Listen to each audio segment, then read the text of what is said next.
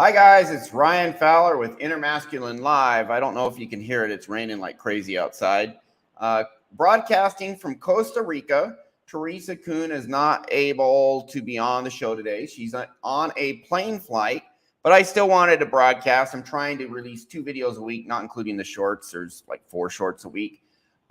This is a good one today. It's going to be short. It's going to be like 25 minutes, but it's going to be good. This is something that's been kind of evolving in my mind for a while, becoming more and more obvious as time goes on. As you guys know, there are certain red pill facts I fully embrace. Absolutely. You know, the red pill, and when we talk about red pill, there's kind of 2 meanings. There's intersexual dynamics, the whole Rollo Tomasi, and you know, I like a lot of what Rollo does. I criticize a little of it, but, you know, overall, I like what he does, although it is kind of skewed. And then Fresh and Fit, they're like really skewed. Andrew Tate, really skewed, you know, so they got some serious problems, although they have a lot of good stuff too. But I've been, you know, talking about distortions in the red pill.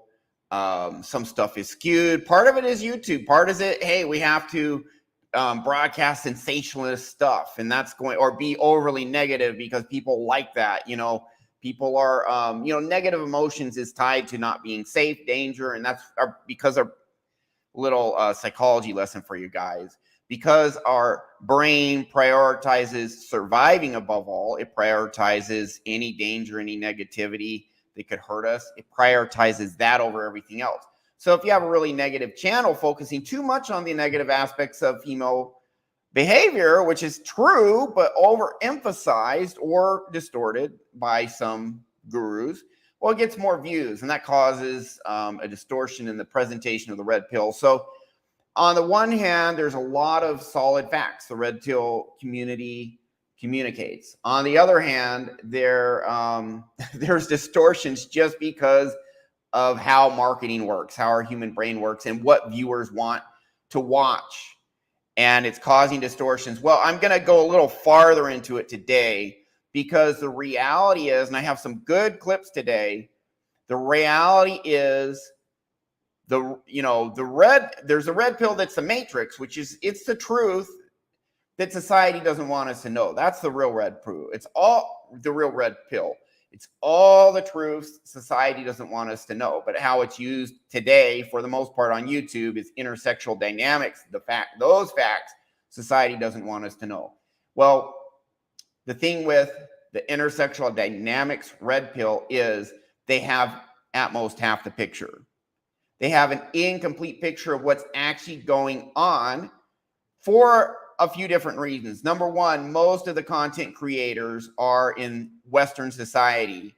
And me, who has lived in the Philippines for 2 years, I've been in Mexico 6 months, I'm now in Costa Rica, actually living and dating in these foreign countries. If you are in non-Western countries, you're going to get a different picture. So one thing is, a lot of these red pill people, these gurus, portray women from a Western culture perspective. And, you know, there's some red pill gurus. I'm going to show this lady today who gives a lot of fantastic information. I'm a fan of her already. Her channel's not that big, but it's growing very rapidly. And wow, this rain is super loud. But they are presenting female behavior as if women all over the world are like this, when the truth is some aspects of female behavior are worldwide universal because it's just female behavior. But these, like Rich Cooper was talking about the passport bro, this lady, I'm going to show you her clip. She talks about passport bros, and they get it wrong because they haven't dated in other countries, you know. So they just get it wrong. They know the theory, they don't know the practice, and their theory's wrong. But another thing is, red pill gurus do not understand the subconscious mind very well. Not very well. And guess what? This is what I'm going to show you a picture of an example of a full picture of psychology. Here's psychology. This is what people focus on above water, is the behavior. The iceberg, you know, the classic example. What you see behaviorally is the iceberg above water, but it is not the whole iceberg. So a lot of red pill gurus, they think how Western women are represents all women. That's one distortion. That is an incomplete picture right there. But they also do not consider all the factors that lead to the behavior, what you see above the water. They don't understand how the subconscious mind works and develops, like intermasculine does, like I do. Now, I actually don't claim to be a dating expert. You know, there are aspects of this above water behaviors that Rollo Tomassi understands better than me, flat out. And so I'm not going to discount someone like Rollo or some of these other really good, established, non-toxic, not overly angry, not getting you overly angry, red pill coaches. I'm not going to discount it because they really, really understand this above water part of the iceberg better than I do, you know, straight up. But you got to consider what's under the iceberg too. So I have some video clips today, and I'm going to illustrate some things about how subconscious behavior and how our understanding of what a psychologically, emotionally healthy woman and a psychologically and emotionally healthy man, how they interact in an intersexual dynamic relationship, dating, is far different than how a psychologically wounded man and women interact. And one of the issues of the red pill is, well, it's honestly, they do get this right to a point. The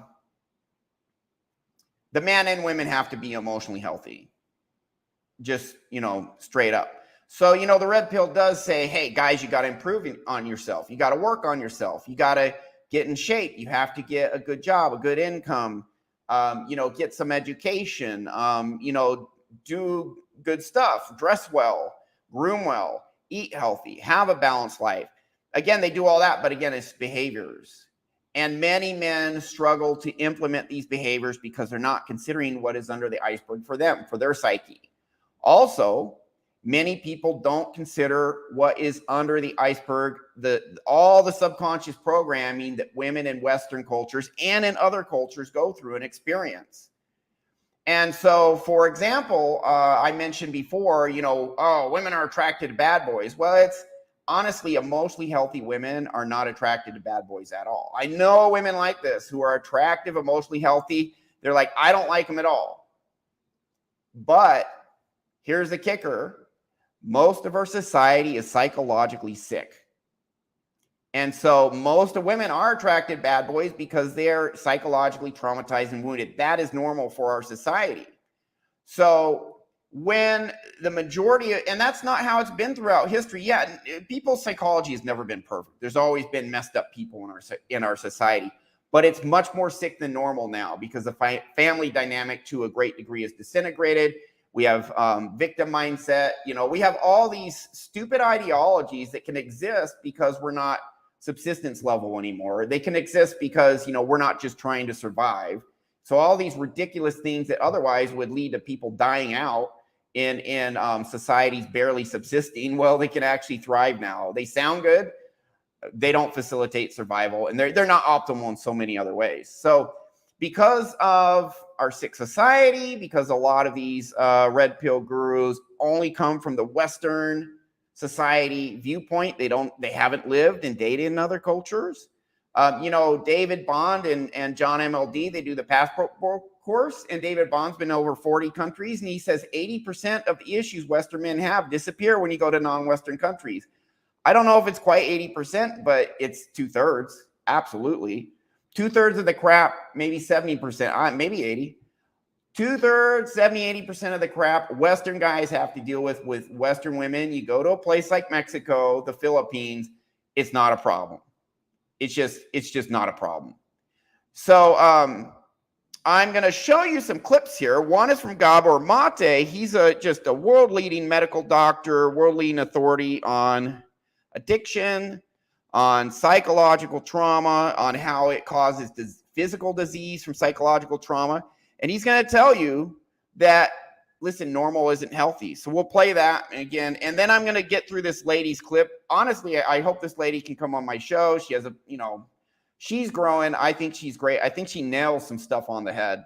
So I'll play her clip after. But let me show you this one first to show you part of what I mean. And welcome to the show, the guys that are watching, by the way. I'm going to zip through this. So if I miss your comments, I will get them at the end. Oops. Okay.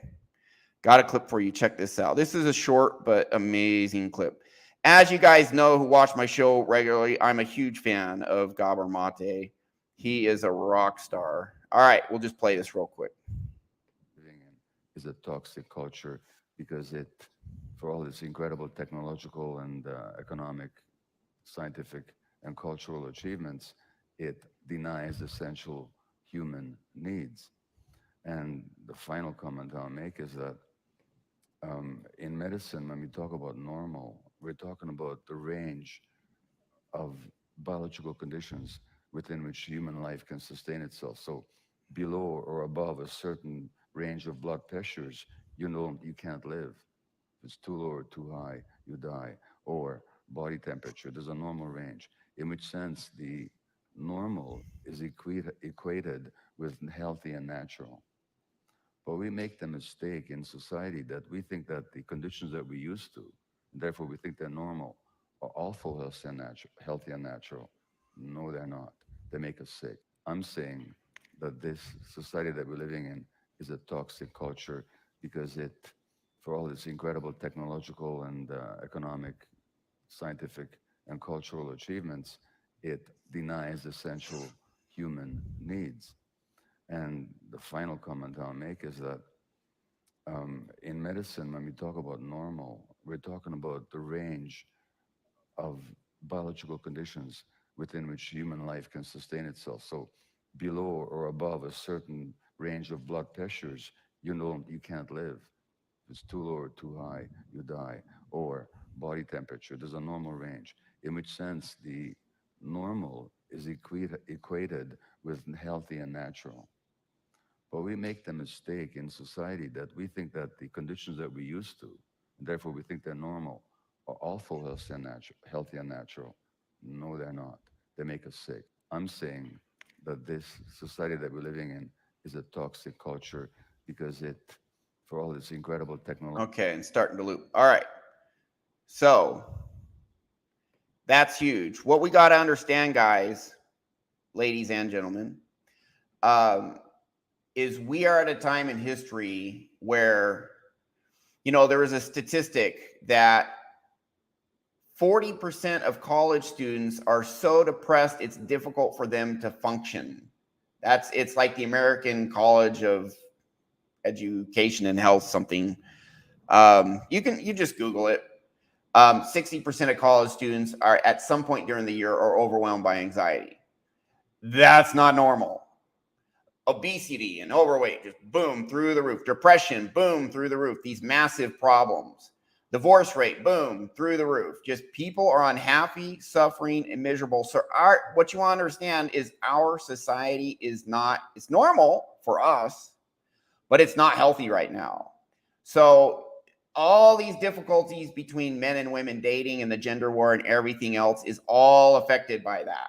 And if you go to other cultures, there's more traditional family units in Mexico. Now, Mexico is starting to deteriorate in some points. Like in Mexico City, it's a little more progressive there than other parts of the country, but they're still way more traditional family environment. And the women there's toxic women there, but there's a lot more emotionally healthy women, just happy with women, treat you with a level of respect and decency because they're not in a society that's sick. Western culture is sick AF. It really is. So when you listen to these red pill, the biggest mistake I think the red pill gurus make is they think this is normal. They think female behavior we're seeing right now is normal. No, and they understand to a point things have degraded and gotten worse because of a variety of things.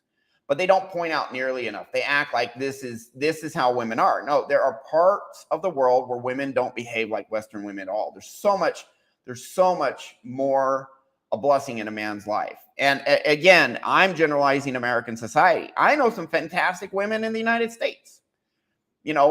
Teresa on my show every Friday, fantastic human being, very just a nice person, but also smart, successful, feminine, just a lovely person, you know, and I know other women like that. So I'm generalizing right now, but I want to show you something, this other clip. I'm going to play on 1.5 speed because I don't have a lot of time and it's probably about 10 minutes. This is a lady who had the typical toxic Western female viewpoints on life, you know, outlook, you know, what is very common for many women, not all women, but many women in Western society. And it was tied to subconscious trauma, because the messages our society gives us, it's why we have so much depression, so much anxiety, all this stuff is skyrocketing, cancer is skyrocketing. That's tied to emotional health. It is, you know, the stress in our society, all this crap is causing certain diseases to go through the roof. The diet's causing disease to go through the roof. It's affecting our moods. You know, the messages given in society, you know, it's why are men failing? It's like, yeah, stop treating them like shit, society. And then maybe men are, and you'll notice men bounce back and they're going to start kicking ass again if you treat them better, you know. But that's Western society. That's, you know, stuff that happens in Western society, the way men are treated in Western society, they're treated better in other parts of the world. They just flat out are. I'm an international traveler. I've lived in 4 countries now. I visited probably 8, 9. And I'm just telling you from experience. So this is an interesting video because it's going to show a lady when she was wounded and how she behaved in a relationship, which is very typical of how many in a marriage, very typical of how very many women behave in a marriage. And she actually went in and she healed her subconscious. And, you know, I looked into her mentor and he looks like a guy, you know, it's about going inward, healing your inner world. And congratulations to her. My hat's off to her. And she's actually like super honest about stuff. And after she healed her inner core, she talks about the change in her relationship with her husband. And it is such a freaking profound change. She actually says a lot of very profound stuff in this clip. So the issue with the red pill now is toxic psychology is normal. And they say that's normal female behavior. It may be normal for Western culture, but it's not normal in other cultures and it's not healthy. When someone's inner world is emotionally healthy, both the man and the woman, an intersexual dynamic is completely different. And if we want to do more than just focus on the problem, if we want actual freaking solutions, we need to know what healthy looks like. And we need to say that's the correct actual interaction between men and women. It doesn't mean hypergamy disappears. Hypergamy is here no matter what. That is hardwired into women's brain. There's a lot of things hardwired into women's brain, solipsism, etc. It's hardwired in. It's gonna be the same everywhere. But there's so much that these red pill gurus seem to think is part of female nature, and it's like, no, it's bad subconscious programming. It's subconscious trauma, and they're, you know, they have these coping mechanisms that can be very help them as kids, very toxic now. So we'll play this. Yeah, I got 12 minutes, so we need to get going. But this, dude, this is dynamite, guys. You're going to get a peek under the hood. This woman is so profoundly honest about her inner world. You're going to get a peek under the hood. It's going to open your eyes. I mean, I love this clip. She does get one thing wrong because she says all women are like this. She makes that mistake. It's like, no, you were emotionally wounded. You healed yourself. Now you're healthy. This is, you know, you'll see. This is great. I'm going to comment on it, but it's going to be 1.5 speed. So it's going quick, but I'll comment so I can get it in time. And dude, this is so good. This is so freaking good. Her channel's like picked up like 500 subscribers in the last. It's grown by like 10% the last 2 days after she posted this, and for good reason, because she says some very profound stuff. So we'll play this here. This is great. We're going to talk about this from the framework of being a woman and what we know as women that we can't deny these behaviors. We might not want to see it and you might not like it when we talk about it, but they're true.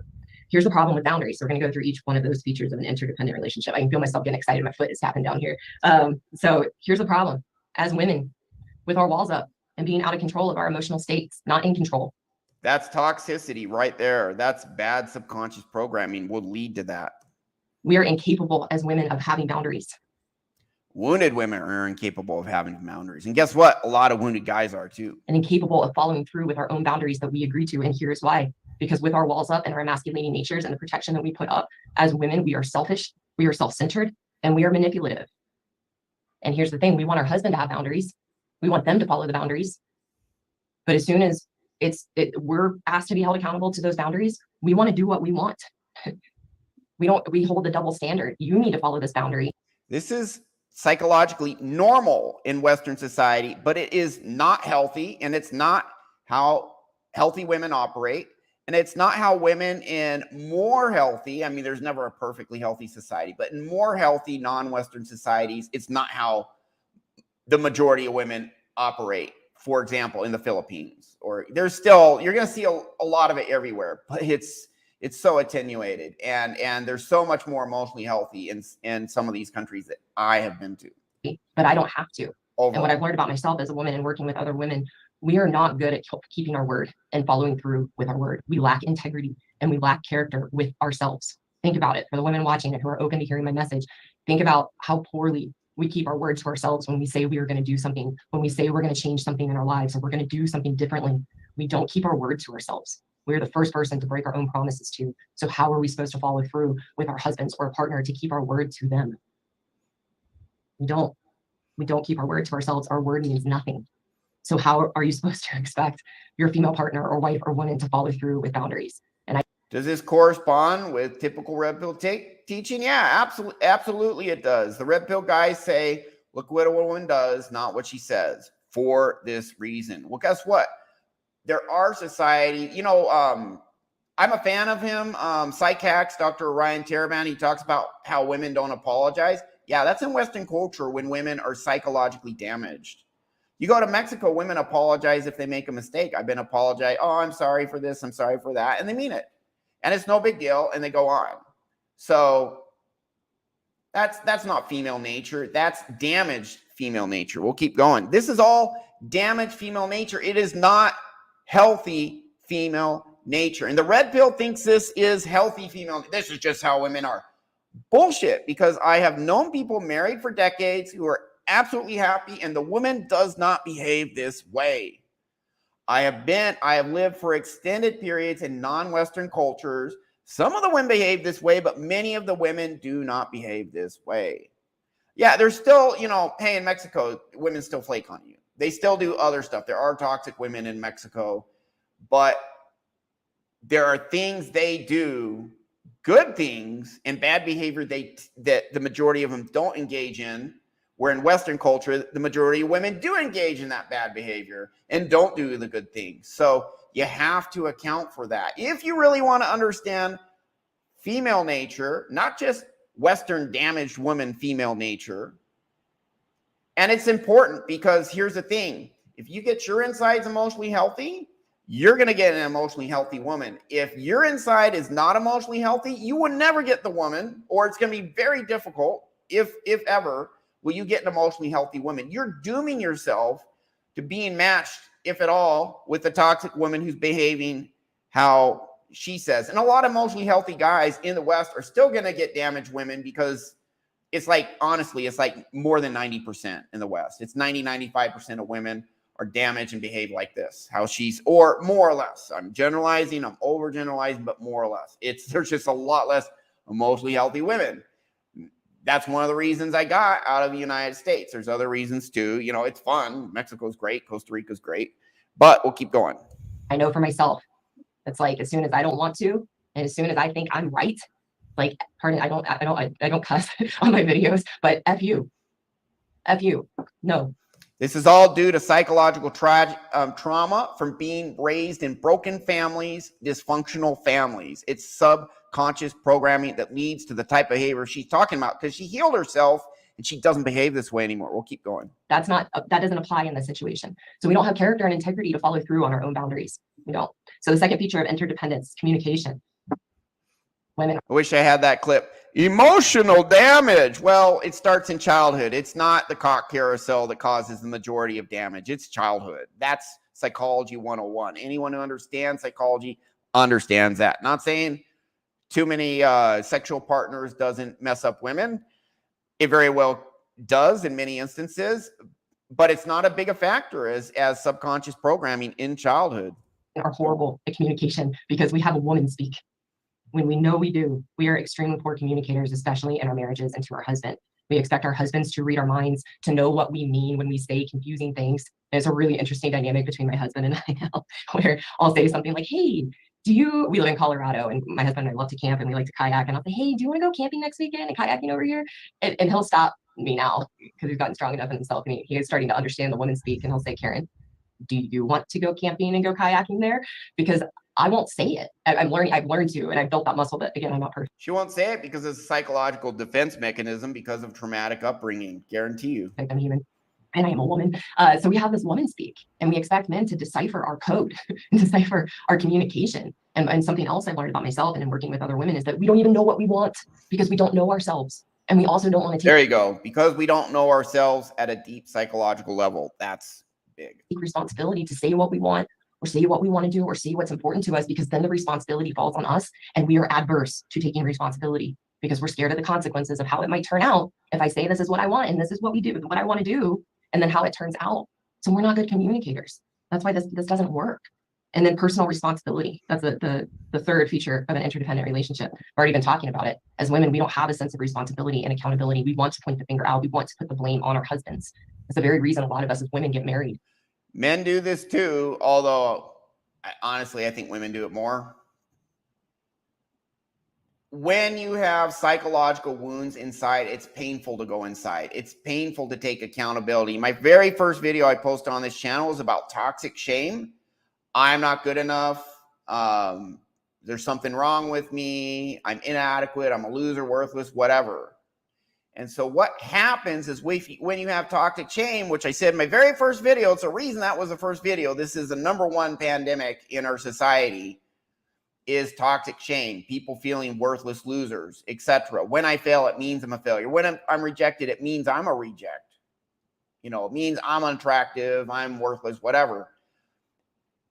There is a massive amount of people, I don't know, 90%, it's huge, that have toxic shame at a level where it is messing them up.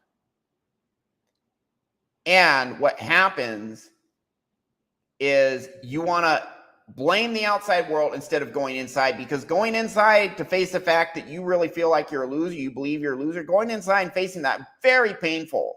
It's actually the core of all addiction. Read the Healing the Shame That Binds You by John Bradshaw, at the root of all. And Dr. Gabor Mate says this too. You know, addiction counselors, most of them know this and acknowledge this.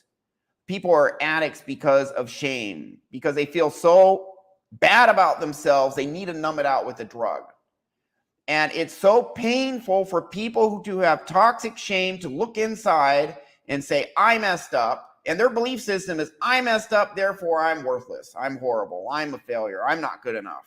It is so painful. What do? We find a way to mitigate the pain. Hey, let's blame others.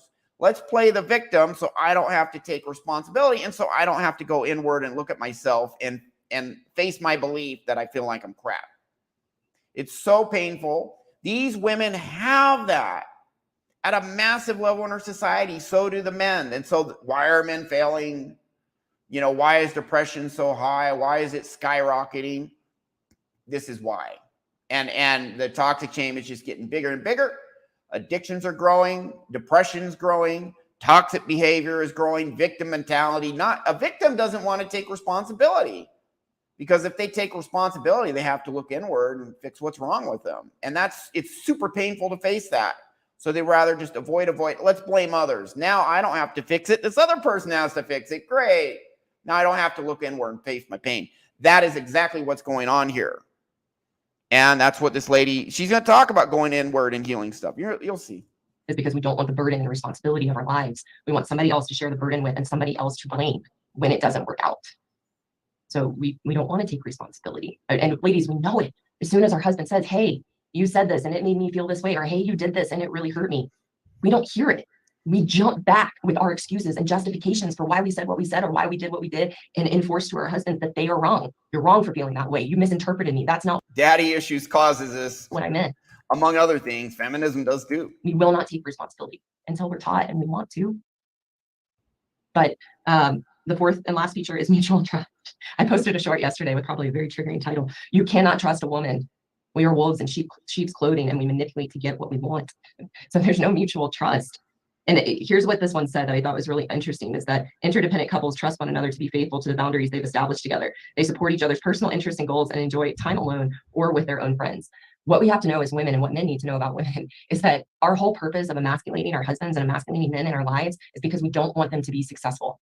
And I had to see this about myself and my marriage, that unconsciously, before I got it pointed out and before I could see it, I wanted my husband to fail, because that allowed me to feel stronger and in control in the relationship. And I was terrified that if he got strong in himself and he was successful and he went for his own dreams and his own goals, that he would leave. So we are invested in keeping our husbands down and keeping them weak. And it's not until we want to actually grow and we want to pursue our own dreams and goals that we will be a supportive partner.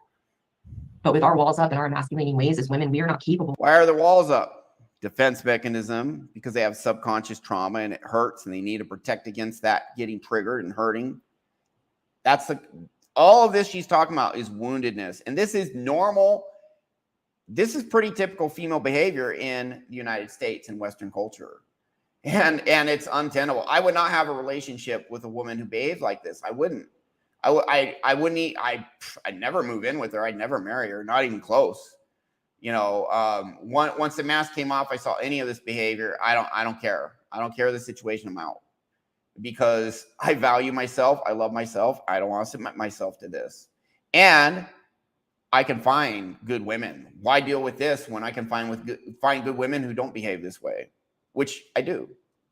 We are not capable to be healthy, responsible partners, because we're not a partner to ourselves, and we will tear down our husband's dream because we don't. She's dropping truth bombs. Not a partner to yourself. You got to do that to heal your core. I mean, she's dropping so many truth bombs here. This lady has some profound insights.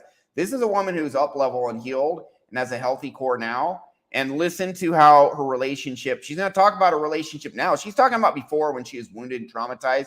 She's going to tell you what a relationship is now and what it's like. We'll get into it. We don't have dreams of our own, and we don't pursue our own goals, and we keep ourselves small and high in life, and then we emasculate our husbands for them to do the same. And let's not even talk about like guy time, right? Or like letting your husband go take time with their friends. Like, don't you go play golf on Saturdays? Don't you go hunting? I grew up in the South. I'm from Memphis, Tennessee. My dad's a hunter. My brother's a hunter. And I can remember, and I love my family very much, but I can remember the women getting mad because the men going hunting, and we don't want. Okay, I'm going to skip ahead a little bit to the end where you hear some of the good stuff, like a minute or two. And for my husband and I, that's what I teach couples. When I learned to be happy in myself and began to see my husband as a good man, he's naturally a good. When she learned to be happy in herself, she went inward, fixed it. This is emotionally healthy now. Man, so he's caring, kind, and loving. So when I stopped my emasculating ways, he re-engaged in the relationship. I was a whole person in myself. He's a whole person in himself. She became whole. Now listen to the relationship now. And I would argue we have the most intimate, close marriage that has ever existed. And I don't say that with an ego or conceitedness. What we have is very, very special because of our willingness to be independent in ourselves and then bring the whole of who we are into the marriage, and it works. And we have a dance and we have a closeness that I never, ever could have imagined having in a relationship or in a marriage. And it works, and it's beautiful because we're healthy in ourselves and we have a healthy relationship with ourselves. Then that gets mirrored back in the relationship, and we have all. Do you hear that? Fix yourselves, and then you're going to find someone emotionally healthy, and then you can have that type of relationship. This is amazing. The healthy part. So we can just point out all the things women are doing wrong all day long. And honestly, the behavior pointed out is true. They're doing it. That's what emotionally damaged women do. But it's hard to find them. You're going to find a lot more in non-Western cultures where they come from a traditional family where their dad was home, where their mom was, dad was there, mom was there, not broken families, not divorced, not, all this other craziness we do in the West. You're going to find more emotionally healthy people. So it's easier to find emotionally healthy people in non-Western cultures. With the divorce rate in Mexico is 17%. It's way lower than the United States. So there's countries in Latin America that are really messed up too. Argentina is horrible. Argentina is so messed up psychologically, and they have a 50% divorce rate. It's actually higher than the U.S. So, it's not perfect across the board, but there are cultures. There's damaged people in these cultures too. Absolutely, 100%. But we'll listen to a little bit more. She says one very, very profound thing at the end. I love what she does here. But when you get emotionally healthy, guess what? An emotionally toxic guy, he dates an emotionally healthy woman. she's going to dump his ass. It doesn't matter if he's Giga Chad. She's going to be like, he's toxic. I don't want anything to do with them. She bounces.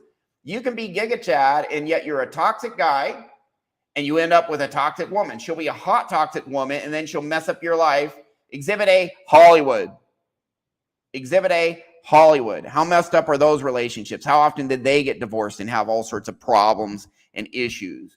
Just wealthy, gorgeous people having problems because they are so psychologically messed up. There are emotionally healthy people in Hollywood too, but there's so many. This is the other half of the red pill. Do you see why this is important? You know, what Rollo talks about is useful. It's great.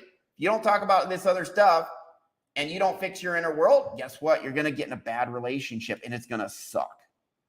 And it might wreck your life. Fix your core and everything changes. It's a relationship. We have sex and intimacy and trust and love and care and fun, but it doesn't come from this of an interdependency or a codependency. It comes from this. Boom, drop the mic. That's our show, guys. So ignore this at your peril. Ignore your inner world at your peril. Ignore fixing your inner world and upgrading, getting emotionally healthy. Ignore it at your peril. If you get emotionally healthy, you're going to be naturally attracted to emotionally healthy women. And you're not going to tolerate the bull crap from emotionally unhealthy women. And when you actually pair bond with an emotionally healthy woman, because you're emotionally healthy and like attracts like in this respect, you're going to have a great relationship. I have done hypnosis sessions for men and women who were in emotionally healthy relationships. It wasn't tight. The relationship was great. It was a session for other stuff. And their world, you know, their inner world wasn't perfect. No one is, but their inner world was, you know, pretty good in many ways. And they had a great relationship. And I got a peek at what was in their core. And I'm like, I see why they're happy. Their core's happy. Address what's underneath the water. And you start with yourself, just like that lady started with herself. She worked on herself, and then her relationship got amazing. So if you really want to understand not only the problem with Western society and intersexual dynamics at this point in time in history, in this part of the world, but you want to understand true female nature and true male nature and how they ideally go together. And when they're emotionally healthy and mixed together, it's a fabulous thing, how fabulous that can be. You want to understand that? You got to get this other part of the red pill. And so that's all I had for today. You got the power to learn this. You got the power to fix yourself. It changes everything. Then you're going to get in a good relationship if that's what you want. You know, I'm probably going to settle down in a year or two. I'm having too much fun now. I got a lot of other stuff going on. I'll probably get a mostly healthy woman in a year or two. Settle down. Great. You don't have to do it on anyone's timeline but your own. If you don't do it at all, power to you. It's your path, not mine, or not anyone else's, you know. But you can get what you want. You don't have to be stuck in this victim mode of all women are terrible, because some women aren't. But if you don't fix your core, you may not be able to get the women who aren't terrible. You may not be able to get the emotionally healthy women who are going to really love you, be good to you, and you're going to be good. You're not going to be able to do that because you haven't fixed yourself, and you need to fix that part of you to get those type of women and to even be attracted to those type of women. You attracted to them. You got to fix your core. You got the power to fix it. I'm showing people every day. Read my ebook. It's gonna get you started. The ebook's gonna show you how the subconscious mind works, why it holds us back. Read that for starters. Work on your inner world. It changes everything, and then you can get what you want, including great relationships with women. You have more power than you know. That's our show. Thank you.